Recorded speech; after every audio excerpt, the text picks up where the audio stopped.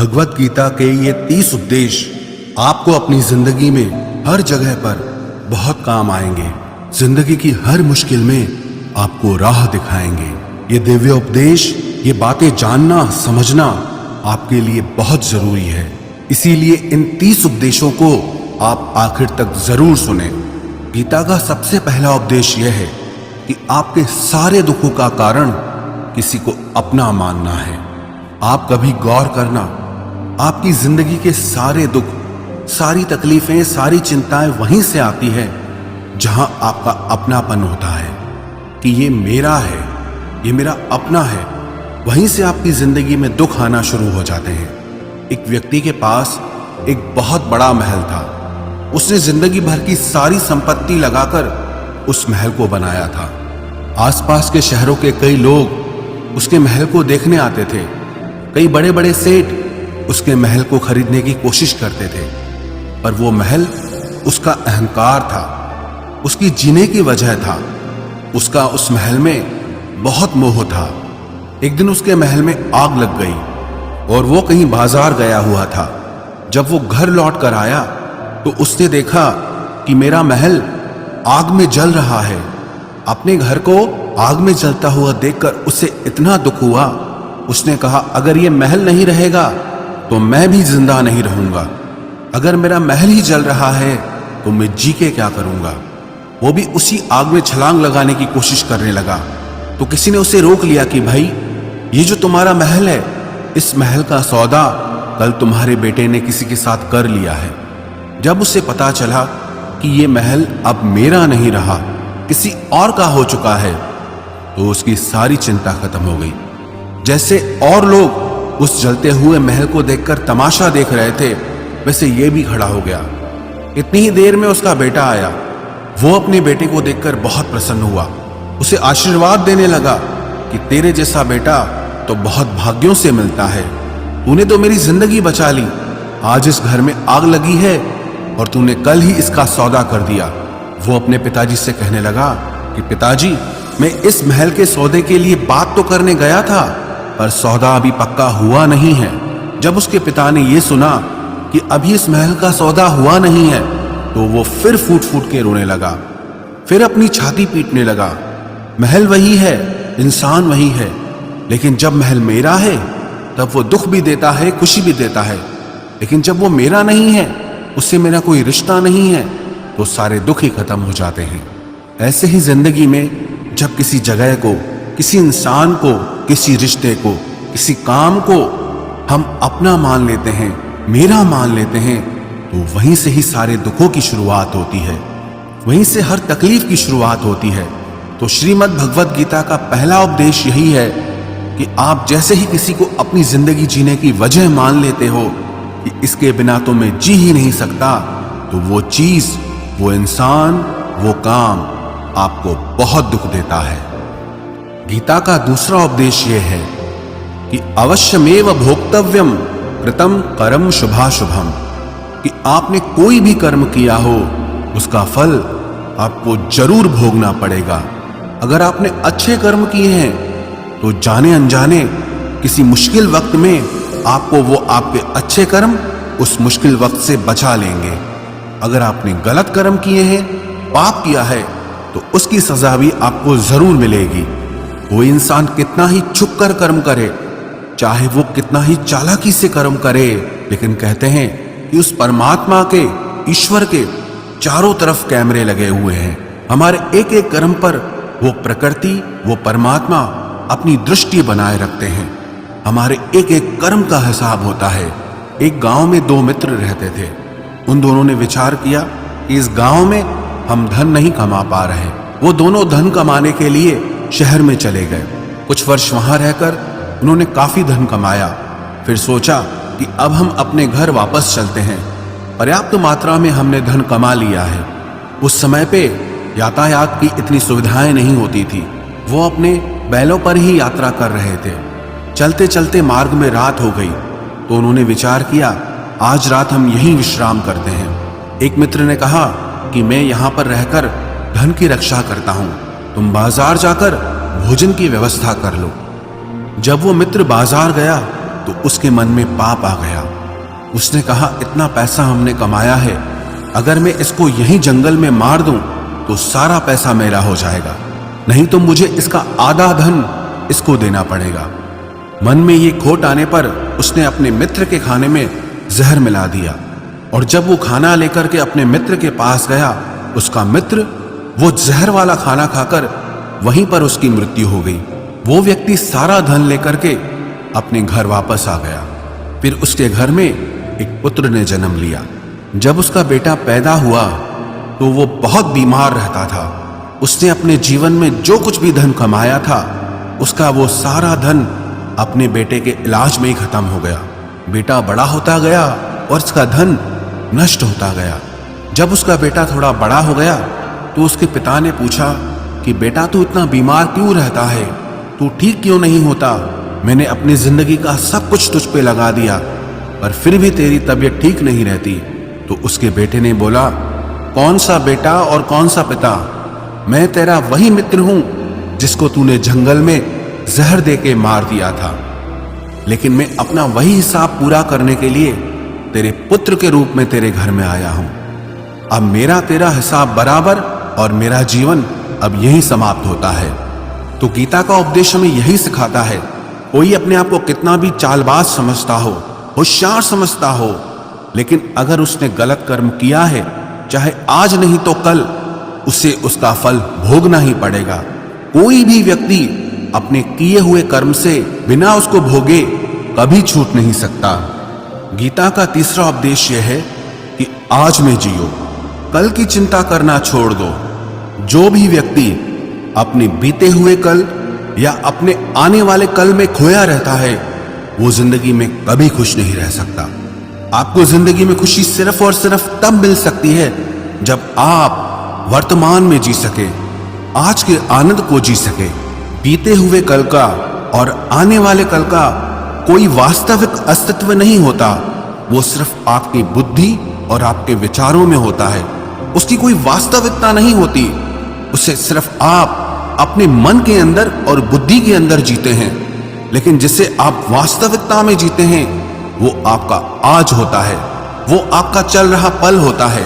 अगर आप अपने मन और बुद्धि को अपने कल में अटका के रखेंगे, अपने भूतकाल और भविष्य काल में अटका के रखेंगे, तो याद रखना आप कभी खुश नहीं रह पाएंगे। और अगर जिंदगी में खुश रहना चाहते हैं तो आज में और इसी पल में जीना सीखें। गीता का चौथा उपदेश यह है कि जो आपके साथ अधर्म करे, पाप करे, गलत करे, उसे दंड जरूर देना चाहिए। अगर आप उसे सहते हैं तो वो आपके साथ और गलत करता है। अगर आप उसे सहते हैं तो उसके पाप में आप भी भागीदार हो जाएंगे। अर्जुन श्री कृष्ण से कहने लगा कि जिनसे मैं युद्ध करने जा रहा हूं, ये सब मेरे भाई हैं, मेरे गुरुजन हैं, मैं इनके सामने कैसे हथियार उठाऊं, इनको कैसे मारूं? तो भगवान श्री कृष्ण ने अर्जुन से कहा कि जिन्हें तू अपना मानता है वो सब अधर्मी हैं, वो पाप के पक्ष में खड़े हैं, और अगर तू इनका वध नहीं करेगा, युद्ध नहीं करेगा, तो समाज में और भी पाप बढ़ेगा। क्योंकि जब कोई ऐसे पापियों को नहीं रोकता है तो ये और भी ज्यादा पाप करते हैं। ऐसे ही जब आपके साथ कोई गलत करता है, आपको चोट पहुंचाता है, दुख पहुंचाता है, और आप वो चुपचाप सहते रहते हैं, तो उससे सामने वाले को बल मिलने लगता है, वो आपको कमजोर समझने लगता है, और आपके साथ गलत करने को वो अपना हक समझने लगता है। लेकिन जब आप उसके गलत व्यवहार को, उसके अधर्म को रोक लेते हैं, उसका विरोध करते हैं, तब वो अपनी सीमा में रहना सीख जाता है। ये कलयुग है। अगर इस जमाने में आपको खुश रहना है तो आपको अपनी रक्षा खुद ही करनी होगी। कोई आपके साथ गलत करे तो उसको कभी नहीं सहना चाहिए, बल्कि उसका सामना करना चाहिए। गीता का पांचवा उपदेश यह है कि किसी से भी हद से ज्यादा मोह कभी मत करना। जिसमें भी आप सबसे ज्यादा मोह लगाओगे, देखना वो आपको जरूर रुलाएगा। मोह के वजह से ही आप किसी के पीछे मरते रहते हैं। मोह के वजह से ही आपको कई बार अपना अपमान भी सहना पड़ता है, और कई लोगों को मोह की वजह से ही अपना अपमान दिखता तक भी नहीं है, कि सामने वाला मेरी इज्जत तक नहीं कर रहा और मैं उसके पीछे मर रहा हूं। मोह आपकी आंखों पे ऐसी पट्टी लगा देता है कि आपको सच और झूठ दिखाई ही नहीं देता, आपको किसी इंसान का चेहरा दिखाई ही नहीं देता। आप जो देखते हैं, जो सुनते हैं, उसी पर यकीन कर लेते हैं, फिर चाहे आपको कितना ही दर्द मिल रहा हो। अगर आप किसी इंसान को ठीक से समझना चाहते हैं, किसी की सच्चाई जानना चाहते हैं, तो उसके लिए ये बहुत जरूरी है कि आप उसके मोह से जल्दी बाहर आ जाएं। वास्तविकता में रिश्ते दुख नहीं देते, आपका मोह आपको दुख देता है। जिस दिन मोह खत्म, उस दिन आपको किसी भी रिश्ते से कोई दुख नहीं मिल सकता, क्योंकि आपको फिर कोई फर्क ही नहीं पड़ेगा।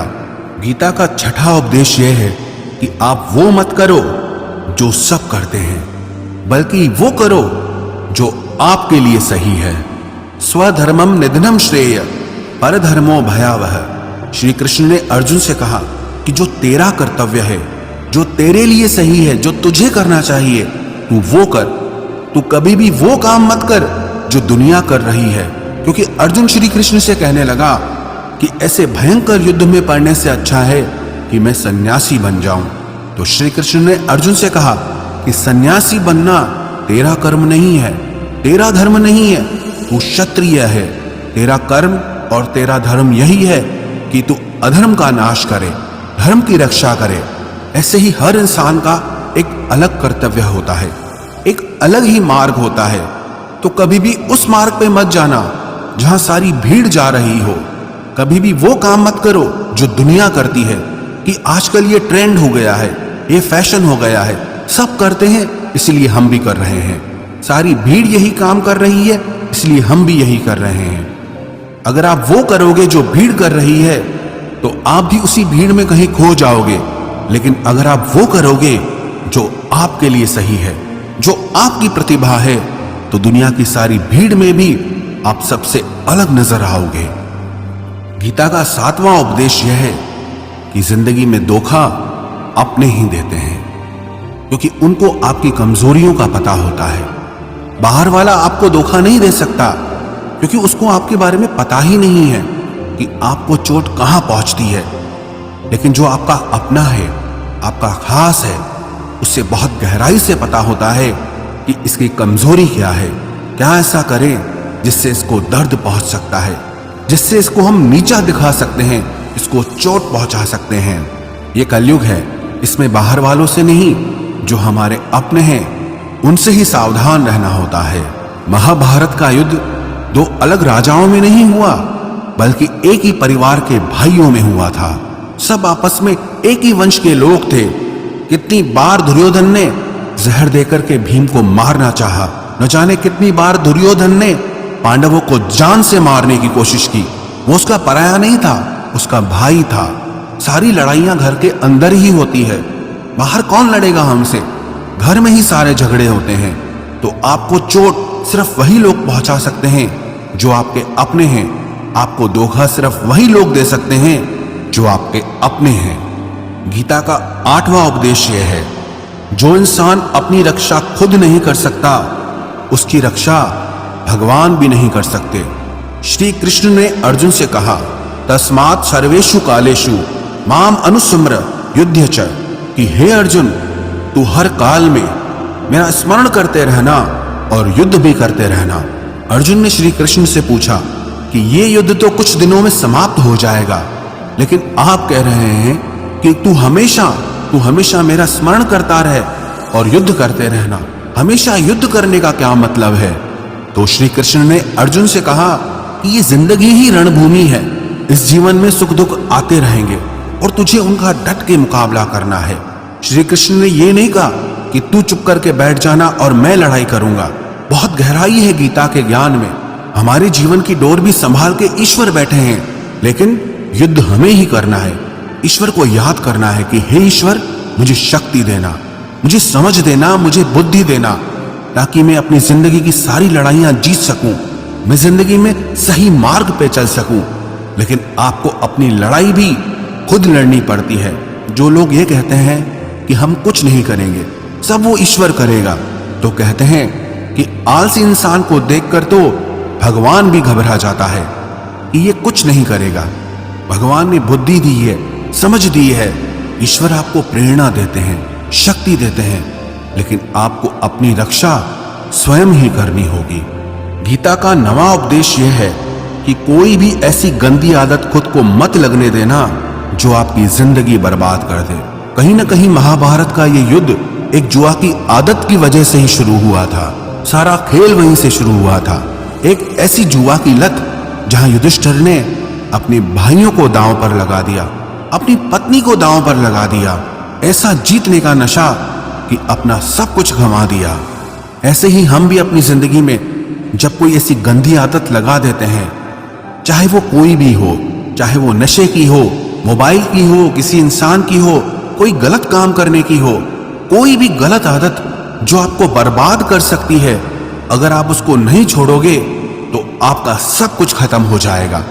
इससे पहले कि आपकी आदत आपको खत्म करे, आप अपनी गलत आदतों को खत्म कर दीजिए। गीता का 10वां उपदेश यह है कि आलसी इंसान कभी कुछ हासिल नहीं कर सकता। अधिकतर लोग सिर्फ योजनाएं बनाते रहते हैं कि मुझे बड़ा घर चाहिए, मुझे बड़ी गाड़ी चाहिए, मैं दुनिया घूमना चाहता हूं। क्या क्या चाहिए ये हर कोई सोच लेता है, लेकिन उस पर मेहनत करना वो बहुत कम लोग करते हैं। क्योंकि चाहना बहुत आसान है, लेकिन उसके लिए कर्म करना वो बहुत मुश्किल है। एक अच्छा फिट शरीर हर कोई चाहता है, लेकिन उसके लिए व्यायाम करना, एक्सरसाइज करना वो आपको ही करना होगा। जो इंसान आलसी बन के बैठ जाता है, ना उसे अच्छा शरीर मिलता है और ना ही अच्छा जीवन मिलता है। तो जिंदगी में अगर कुछ पाना चाहते हो ना, आलस्य को अपनी जिंदगी से जरूर दूर कर देना। आलस के चलते आपको कुछ मिलने वाला तो नहीं, लेकिन जो आपके पास है आप वो भी गंवा दोगे। गीता का 11वां उपदेश यह है कि जिंदगी में अगर खुशी चाहते हो तो मन की गुलामी का त्याग कर दो।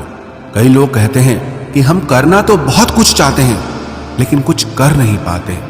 पता भी सब कुछ है कि क्या करने से हमारी जिंदगी बेहतर हो सकती है, क्या चीज है जो हमको नुकसान पहुंचा रही है, लेकिन फिर भी कुछ कर नहीं पाते। समझते सब कुछ है, लेकिन समझकर भी, चाहकर भी कुछ कर नहीं पाते। वो इसीलिए होता है क्योंकि आप अपने मन के गुलाम बन चुके हो। अरे लोग तो अपनी जीभ का स्वाद तक नहीं छोड़ पाते, फिर कहते हैं कि हम पतले नहीं हो पाते हैं, फिट नहीं हो पाते हैं, सक्सेस नहीं मिल रही है। जो आपको करना चाहिए आप वो करते नहीं हैं। आपका मन सब कुछ समझकर भी आपको वो करने नहीं देता।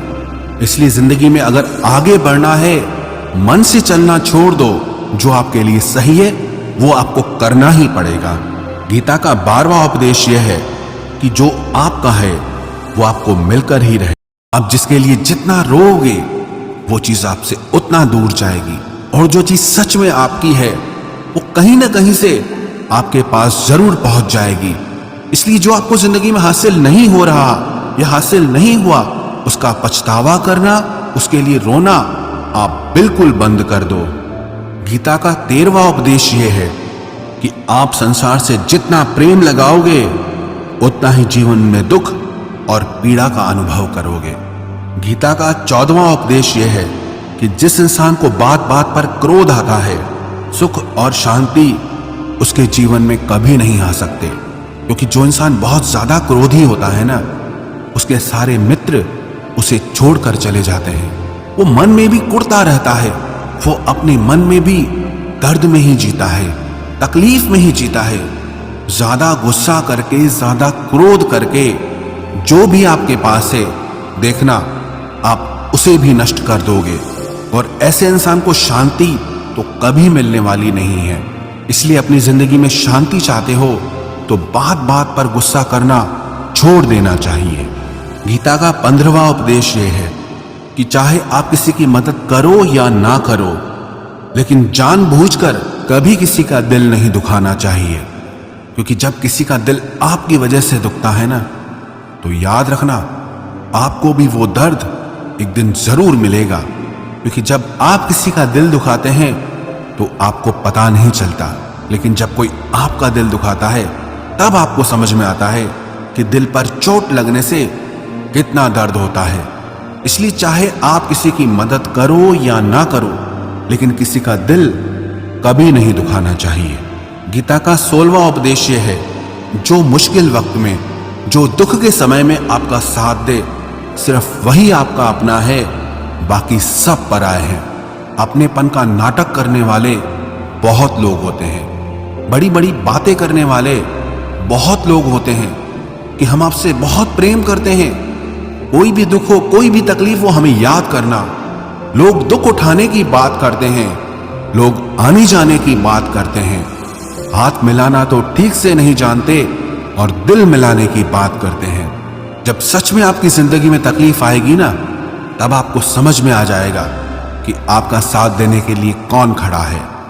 क्योंकि उस समय पे सारे लोग भाग जाते हैं, क्योंकि लोगों को पता होता है कि ये व्यक्ति हमारे पास आया तो हमसे मदद ही मांगेगा, हमको कुछ दे नहीं पाएगा।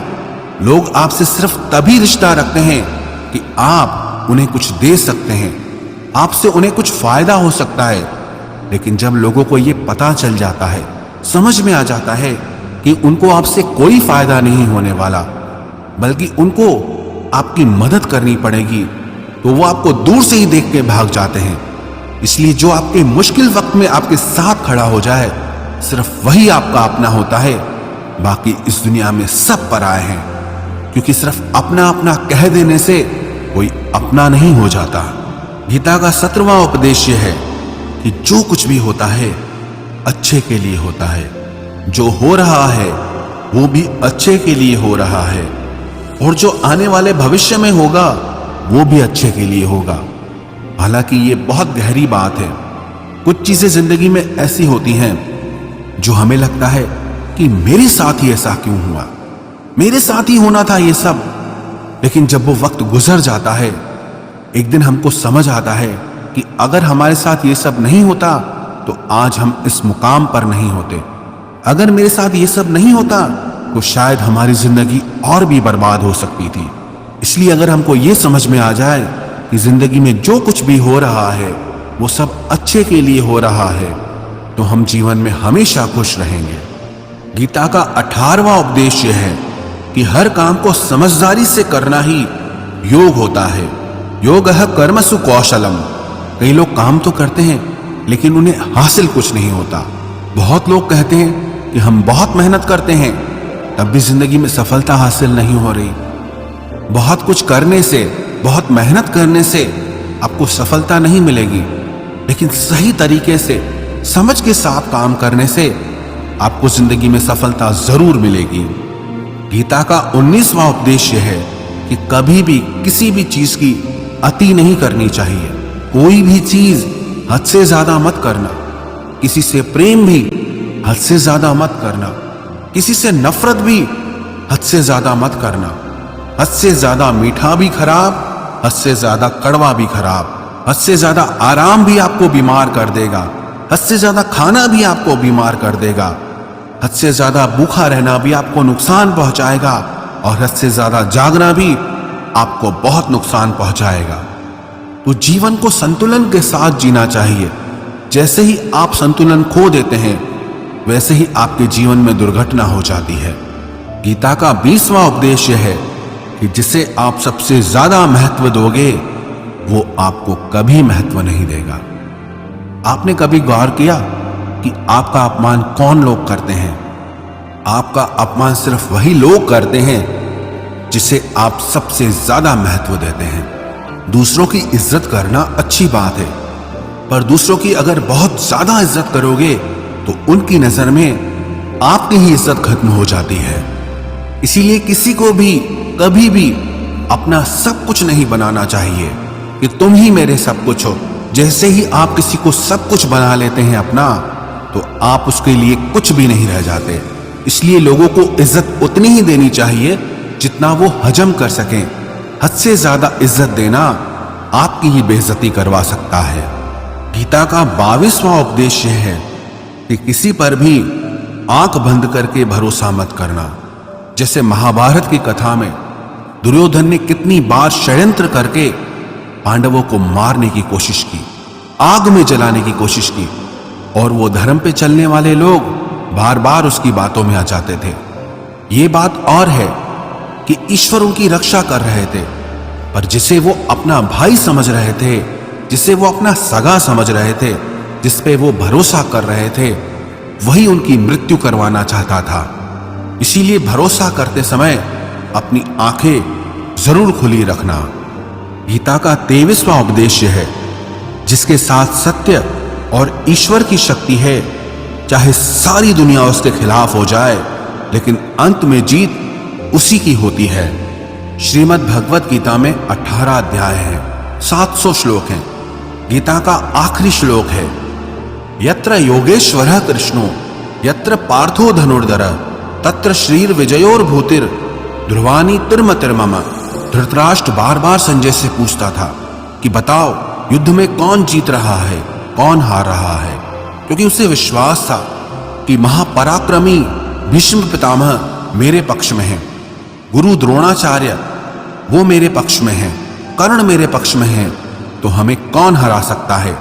लेकिन संजय ने धृतराष्ट्र से कहा कि जहां पर ईश्वर है, जहां पर सत्य है, हमेशा वही जीतता है। चाहे आपके पास कितनी भी शक्ति क्यों ना हो, लेकिन सत्य और ईश्वर जिसके साथ खड़े हो जाएं, उसे दुनिया में कोई भी नहीं हरा सकता।